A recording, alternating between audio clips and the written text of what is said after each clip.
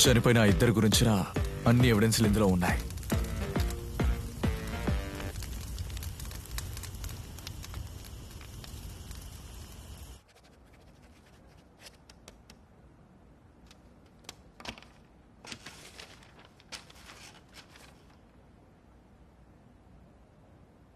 ఇక నుంచైనా అనవసరమైన మనుషులతో స్నేహం చేయకుండా ఉండు.